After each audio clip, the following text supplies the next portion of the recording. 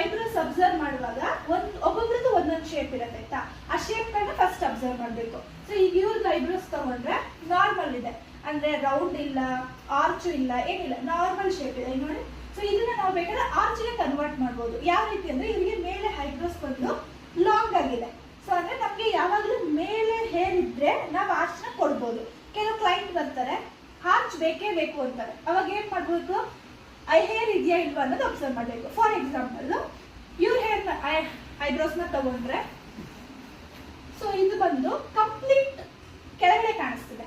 So ಯಾವ್ದೇ ತರ round ಆಗ್ಲಿ ಆರ್ಚ್ ಆಗ್ಲಿ ಕೊಡಕ್ ಆಗಲ್ಲ ನಾವು ಇವ್ರಿಗೆ. ಸೊ ನೋಡಿ ಕಂಪ್ಲೀಟ್ ಸಾಫ್ಟ್ ಆರ್ಚ್ ಟ್ರೈ ಮಾಡ್ಬೋದು, ಟ್ರೈ ಮಾಡಿದ್ರೆ ಸಾಫ್ಟ್ ಆರ್ಚ್ ಕೊಡ್ಬೋದು, ಬಟ್ ಇವರಿಗೆ ಇಲ್ಲೇ ಐಬ್ರೋಸ್ ಇಲ್ಲ. ಸೊ ಇಲ್ಲಿ ನೀವು ಅಬ್ಸರ್ವ್ ಮಾಡಿದ್ರೆ ಹೆಂಗಿದೆ ನೋಡಿ ಶೇಪ್ ಕೆಳಗೆ. ಇವ್ರಿಗೆ ಅಬ್ಸರ್ವ್ ಮಾಡಿದ್ರೆ ಈ ರೀತಿ ಹೋಗಿ ಹೀಗೆ ಬಂದಿದೆ. ಇವಾಗ ನಂದು ಅಬ್ಸರ್ವ್ ಮಾಡಿ, ಸೊ ಮೇಲೆ ಹೋಗಿ ಬಂದಿದೆ. ಬಟ್ ನಂದು ಸ್ವಲ್ಪ ಮೇಲೆ ಜಾಸ್ತಿ ಬಂದ್ರೆ ಹೈ ಆರ್ಚ್ ಕೊಡ್ಬೋದು, ಬಟ್ ಹೈ ಆರ್ಚ್ ನನಗೆ ಬರಲ್ಲ.